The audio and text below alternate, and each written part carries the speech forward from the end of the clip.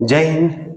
Signing crystal academy के online platform में आप सभी का स्वागत है। आज हम देखेंगे आपका शिक्षा मनोविज्ञान और शिक्षा मनोविज्ञान से संबंधित आपका कौन से बुद्धि वाला टॉपिक। ठीक है, तो चलिए हम देखेंगे बुद्धि का अर्थ क्या है, परिभाषा क्या है और उससे संबंधित वस्तुनिष्ठ प्रश्न भी हम जो है अंत में देखेंगे। तो वीडियो के अंत तक आप बने रहिएगा।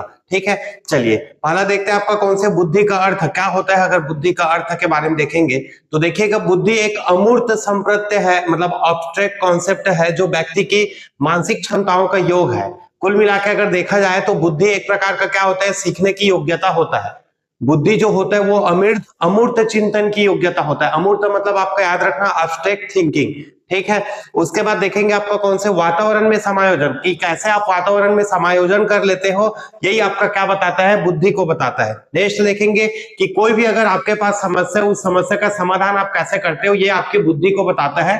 ठीक है, चलिए अगला हम देखेंगे, हम जो पढ़ रहे हैं आपका कौन से बाल मनोविज्ञान के आधार पर बुद्धि देख रहे हैं। तो बुद्धि का अर्थ यह है कि बुद्धि जो होता है वो आपका सीखने की योग्यता है, अमूर्त चिंतन की योग्यता है, वातावरण में समायोजन करने की क्षमता है और साथ ही साथ समस्या समाधान करने की क्षमता होता है। ठीक है, नेक्स्ट देखेंगे कौन से बुद्धि का महत्वपूर्ण परिभाषा अगर क्या है, तो वो देखेंगे तो आपका कौन से सबसे पहला देखेंगे कौन से टर्मन।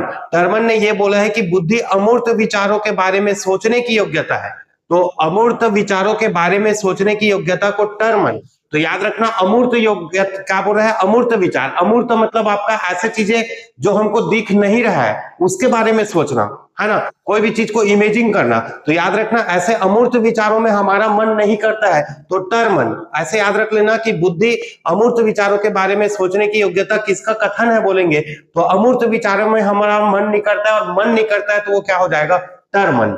ठीक है, चलिए नेक्स्ट देखेंगे कौन से बुद्धि व्यक्ति की वह समग्र क्षमता है जिससे वह विवेकपूर्ण चिंतन और वातावरण से समायोजन करता है। ये कथन किसका है बोलेंगे तो वैक्सलर। किसका है, वैक्सलर। नेक्स्ट देखिएगा, बुद्धि कार्य करने की एक विधि है। तो बुद्धि कार्य करने की एक विधि मतलब कार्य कैसा होता है, गुड वर्क, और गुड वर्क से बना लेना कौन से भाई, गुड वर्क। ठीक है, तो याद रखेंगे बुद्धि कार्य करने की एक विधि है, ये कथन किसका है, गुड वर्क का है। ठीक, तो तीन डेफिनेशन हमने जो है देख लिए। उसके बाद देखेंगे आपका कौन से बुद्धि का प्रकार। तो बुद्धि का प्रकार देखेंगे तो अलग अलग मनोवैज्ञानिक ने अलग अलग बुद्धि का प्रकार बताया है। हम देखेंगे कौन से थार्नडाइक या गैरिट के अनुसार। तो थार्नडाइक या गैरिट के अनुसार बुद्धि का कितने प्रकार बताया गया है, तो तीन प्रकार। पहला देखेंगे मूर्त बुद्धि, दूसरा अमूर्त बुद्धि और तीसरा जो होता है वो कौन से होता है, सामाजिक बुद्धि। देखिएगा कि मूर्त बुद्धि क्या होता है, तो मूर्त बुद्धि मतलब सीधी सी बात है जो डायरेक्ट दिख रहा है, जैसे कि मशीन हो गया, औजार हो गया, और उससे जो बनाने वाला आपका कोई भी चीज है या कोई बनाने वाला ऐसा बोल दो। तो मशीन और औजारों के साथ कार्य करने की क्षमता जो रखते हैं, जैसे कि इंजीनियर, मिस्त्री, बढ़ई। ठीक है, ये सब आपका क्या हो जाएगा भाई, मूर्त बुद्धि वाले होंगे।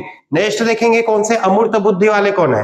तो अमूर्त बुद्धि मतलब आपका याद रखेंगे पुस्तकीय ज्ञान और प्रतीकों को समझने की क्षमता, मतलब जो चीजें नहीं दिख रहा है उसके बारे में देखना, ये होता है आपका कौन से अमूर्त बुद्धि। जैसे कि डॉक्टर, वकील, लेखक, इन लोग आ जाएंगे आपको कौन से भाई, अमूर्त बुद्धि वाले। नेक्स्ट देखेंगे कौन से सामाजिक बुद्धि। तो सामाजिक बुद्धि जो होता है वो समाज में अन्य लोगों के साथ व्यवहार करने की कुशलता होती है, उसको हम बोलेंगे आपका कौन से सामाजिक बुद्धि। जैसे कि कोई बिजनेसमैन, जैसे कि कोई व्यवसायी, जैसे कि आपका देखेंगे नेता लोग, जैसे कि कोई सामाजिक कार्यकर्ता, ये सब हो जाएंगे आपका कौन से, सामाजिक बुद्धि। तो ये रहा आपका कौन से थार्नडाइक और गैरिट के अनुसार बुद्धि के प्रकार। तो प्रमुख सिद्धांत क्या क्या है बुद्धि से संबंधित। तो बुद्धि से संबंधित प्रमुख जो सिद्धांत है वो याद रखेंगे, बुद्धि का कौन से, एक कारक सिद्धांत। तो बुद्धि का एक कारक सिद्धांत बीन के एक कर दिया, ऐसे याद रखना, अल्फ्रेड बीने। तो अल्फ्रेड बीने ने बुद्धि का एक कारक सिद्धांत बताया है। नेक्स्ट देखेंगे कौन से, द्विकारक सिद्धांत। तो द्विकारक सिद्धांत मतलब ये किसका है, तो स्पेयरमैन। तो याद रखना जब भी हम स्पेयर करेंगे तो 2 से 3 बूंद निकलेगा, तो 2-3 बूंद मतलब आपका याद रखना आपका द्विकारक सिद्धांत, तीन कारक सिद्धांत। ये किसका है अगर बोलेंगे तो स्पेयरमैन का है। स्पेयरमैन के द्विकारक में देखो, एक होता है जी फैक्टर, एक होता है एस फैक्टर। जी मतलब होता है जनरल और आपका एस हो जाएगा आपका कौन से, स्पेसिफिक आपका जो है फैक्टर। ठीक, तो ये रहा आपका कौन से भाई, एक कारक सिद्धांत और कौन से, द्विकारक सिद्धांत। अगला हम देखेंगे बुद्धि का बहुकारक सिद्धांत। तो बुद्धि का बहुकारक सिद्धांत किसका है अगर बोलेंगे तो हार्वर्ड गार्डनर का है। किसका है भाई? Howard Gardner. और हावर्ड गार्डनर का एक पुस्तक है 1983 में, अपनी पुस्तक फ्रेम्स ऑफ माइंड में 7 प्रकार का बुद्धि बताया था। फिर बाद में 8वां और 9वां को भी जोड़ा गया। वो बहुबुद्धि के सिद्धांत किसका है बोलेंगे तो हावर्ड गार्डनर। बुद्धि कितने प्रकार का बताया हावर्ड गार्डनर ने बोलेंगे तो वर्तमान में कितना है भाई? 9 है। कौन कौन से उसको चलिए देखिएगा। एक होगा भाषाई, तार्किक, स्थानिक, सांगीतिक, शारीरिक, अंतर्व्यक्ति, इंटरपर्सनल बोलेंगे, और अंतर व्यक्ति होगा इंट्रापर्सनल होगा। ठीक, और एक होगा कौन से? प्रकृतिवादी। तो इस प्रकार से टोटल देखेंगे तो कितना है? 9 है। उसके बाद देखिएगा कि बुद्धि के मापन का एक सूत्र आता है, आईक्यू आपका मेजरमेंट। तो आईक्यू मेजरमेंट का एक फार्मूला होता है, इसको याद रखेंगे कि आईक्यू इक्वल टू होगा आपका कौन से? मानसिक आयु बटे कौन से हो जाएगा? वास्तविक आयु, गुणित क्या हो जाएगा? 100। इसको अच्छे से याद रखेंगे। ठीक है, चलिए नेक्स्ट देखेंगे आपका कौन से भाई? अब ये होता है कंप्लीट। अब आपका देखेंगे कौन से? इसी बुद्धि से संबंधित आपका कुछ महत्वपूर्ण वस्तुनिष्ठ प्रश्न और उसका आंसर। ठीक है, तो इससे आपको जो है लिंक अंत, वीडियो के अंत तक बने रहिएगा और बताइएगा कि आपका जो है कितना क्वेश्चन सही हुआ और कितना क्वेश्चन जो है गलत हुआ। चलिए देखते हैं आपका कौन से? बुद्धि लब्धि की संकल्पना सर्वप्रथम किसने दी थी? अल्फ्रेड बिने, विलियम स्टर्न और कौन से? लुईस टर्मन एंड कौन से? थार्नडाइक। तो इसका आंसर आप सोच के रखिएगा और आंसर अगर देखेंगे तो आ जाएगा आपका कौन से? William stern. विलियम स्टर्न याद रखना 1912 में सबसे पहले आईक्यू शब्द और मानसिक वायु है ना, मानसिक आयु के अनुपात को सुलझाया था। बाद में टर्मन ने 100 से गुना करके उसका वर्तमान सूत्र को जो है प्रतिपादन किया है। विलियम स्टर्न को याद रखना सबसे पहले आईक्यू का यूज किया है। नेक्स्ट देखेंगे आपको कौन से? Second question. सेकंड क्वेश्चन में दिया है कि गार्डनर के बहुबुद्धि सिद्धांत के अनुसार दूसरे व्यक्ति की भावनाओं और व्यवहार को समझने की योग्यता को क्या कहते हैं? तो दूसरे के याद रखना दूसरे व्यक्ति की भावना और व्यवहार को समझेंगे। तो यहाँ पर जो है देखेंगे आपका कौन से भाई? ऑप्शन। तो ऑप्शन अगर देखेंगे तो देखिएगा क्या है? पहला दिया आपका कौन से? अंतर व्यक्ति बुद्धि मतलब आपका इंट्रापर्सनल, और अंतर व्यक्ति बुद्धि मतलब आपका याद रखना इंटरपर्सनल। ठीक, तीसरा दिया है तार्किक बुद्धि, चौथा दिया है कौन से? सांगीतिक बुद्धि। तो 4 ऑप्शन में से देखेंगे तो याद रखिएगा अंतर व्यक्ति मतलब होता है आपको कौन से? इंट्रापर्सनल, और इंट्रापर्सनल मतलब होता है खुद को जानना। ठीक है, जैसे कि महात्मा योगी इन लोग खुद को जानते हैं, वो होता है। और अंतर व्यक्ति इंटरपर्सनल होगा। अंतर व्यक्ति इंटरपर्सनल, जिसके आपका आंसर होगा कौन से? जैसे कि नेता लोग हो जाएंगे, सामाजिक कार्यकर्ता।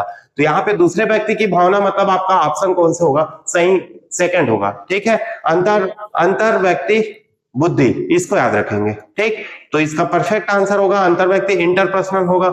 चलिए नेक्स्ट देखेंगे आपका कौन से भाई? जी फैक्टर और एस फैक्टर का संबंध किस सिद्धांत से है? ठीक है, तो जी फैक्टर और एस फैक्टर याद रखना आपका बुद्धि के द्विकारक सिद्धांत से बताया था। ठीक है, किसका अगर बोलेंगे तो ये आप कमेंट सेक्शन में कमेंट करके बताएंगे कि बुद्धि का द्विकारक सिद्धांत किसका है। नेक्स्ट देखेंगे आपका कौन सा? अगला क्वेश्चन है, एक बालक जिसकी मानसिक आयु कितना है जी? 12 है, और वास्तविक आयु कितना है? 10 है, तो उसकी बुद्धि लब्धि कितनी होगी? ठीक है, तो बुद्धि लब्धि का फार्मूला अगर आपको पता है तो बिल्कुल क्वेश्चन बनेगा। और बुद्धि लब्धि का फार्मूला क्या बोलता है? तो अगर हम देखेंगे तो इसका हो जाएगा मानसिक आयु बटे क्या हो जाएगा? वास्तविक आयु, गुणित क्या होता है जी? 100। तो मानसिक आयु यहाँ पर कितना बताया गया है? 12। तो ये हो जाएगा 12 बटे हो जाएगा 10, गुणित क्या हो जाएगा? 100। तो ये हो जाएगा 0 0 कैंसल, और 12 का हम कितना होगा? 120। तो इसका परफेक्ट आंसर कौन से हो जाएगा जी? 120। ऑप्शन कौन से हो जाएगा? सी हो जाएगा। ठीक, ऑप्शन कौन से हो जाएगा? सी। क्लियर सबको? चलिए आगे बढ़ेंगे तो हमको अगला क्वेश्चन मिलता है आपका कौन से? बुद्धि का बहुकारक सिद्धांत किसने दिया है? तो हम लोग अभी पढ़े थे बुद्धि का बहुकारक सिद्धांत। ठीक, और एक आपका देखे थे हार्वर्ड गार्डनर का जो है आपका बहुबुद्धि सिद्धांत। तो देखो बहुकारक का अगर बात करेगा तो थार्नडाइक, स्पीयरमैन, थर्स्टन और बिने। बिने ने तो एक कारक सिद्धांत दिया है, स्पीयरमैन अगर देखेंगे तो आपका द्विकारक सिद्धांत दिया है। तो बच गया ऑप्शन कौन से? थार्नडाइक और कौन से? थर्स्टन। तो इसमें सही आंसर होगा कौन से भाई?